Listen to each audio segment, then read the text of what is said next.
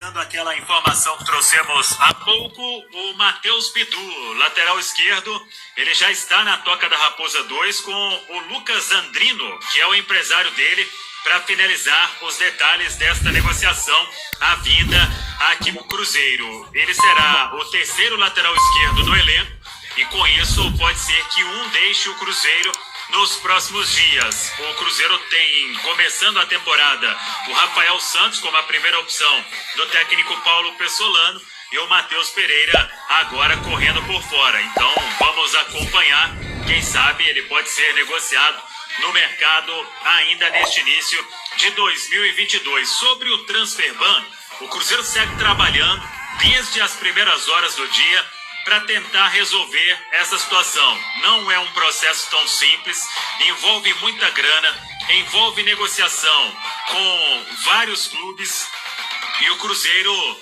tenta acelerar este processo para fazer a transferência da grana e depois o comunicado junto à FIFA. Isso precisa acontecer ainda hoje. Lembrando que Suíça, o horário lá tá para frente, umas 4 horas pelo menos. Então, o Cruzeiro tenta acelerar o processo para que seja liberado para inscrever os atletas no BID. O torcedor até perguntou e assustou, porque há pouco foi publicado no BID o novo contrato do meia Giovani. Eu confesso que foi uma surpresa para mim também, porque o Giovani tinha o vínculo encerrado, então eu achava que um novo vínculo precisava deste fim do transfer ban. Mas a informação que eu obtive é que não, porque ele manteve o vínculo com a instituição. Mesmo que o contrato se encerrou, é possível renovar, já que ele estava aqui no Cruzeiro. Então o Giovani ganhando condição legal de jogo, o meia que permanece nesta temporada de 2022. O treinamento desta segunda-feira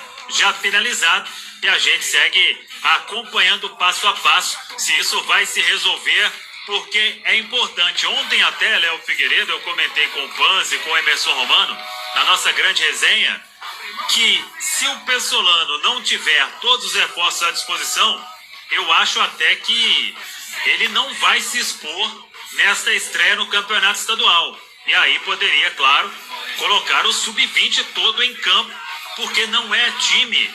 Por exemplo, quando a gente pega Rafael Cabral, Rômulo, Maicon, Sidney e Rafael Santos, Nonoca, Pedro Castro, Marco Antônio, Giovani, Vagninho e Thiago, o Rafael Cabral precisa do registro, Maicon precisa, Sidney precisa, Pedro Castro precisa e o Vagninho. São 5.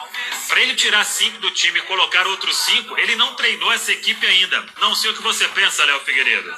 Samuel, eu ouvi você ontem com o Romano, com o Panzi, e acho que o Pessolano, ele não trabalha com essa hipótese, né, de não ser pago o transfer ban.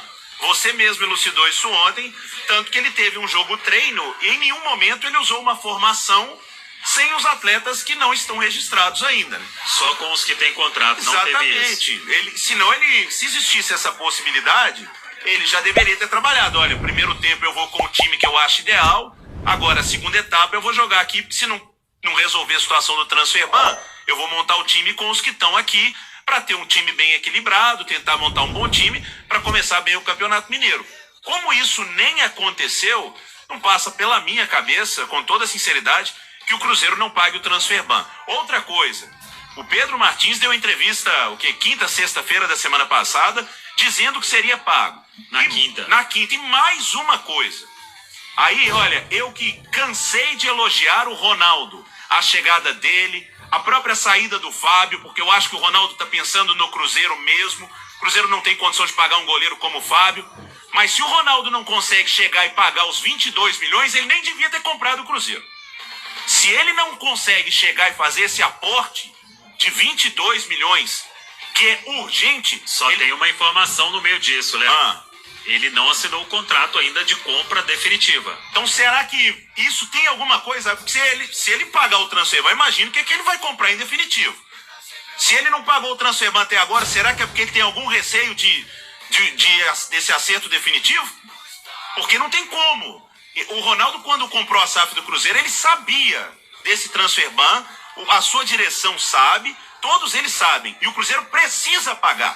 Tanto que o Cruzeiro fez contratações, precisa registrar os jogadores. Então, com toda sinceridade, não passa pela minha cabeça que o Ronaldo não pague esse transfer ban para o Cruzeiro começar o campeonato. A compra, então, pode não acontecer?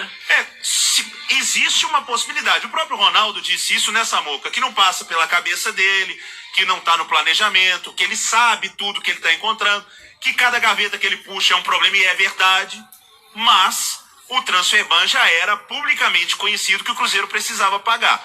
O Cruzeiro fez contratações, boas contratações, precisa registrar os jogadores.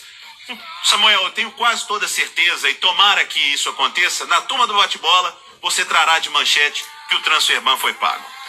Não, eu só quis falar uma coisa que eu também não tenho dúvida que vai pagar isso. Só que não é um processo tão simples e é processo burocrático. Aí, se a gente for começar a falar isso, aquilo, só com base em opinião, a gente vai dizer 50 hipóteses. Mas é que é um processo muito burocrático para se colocar 20, 23, 25 milhões sem você ser o dono. Então, isso é uma das coisas também que a gente tem que ter muita cautela e cuidado com a informação para trazer para todo mundo aqui na Itatiaia. Claro que o Ronaldo mesmo já falou que são dívidas emergenciais e que ele vai assumir.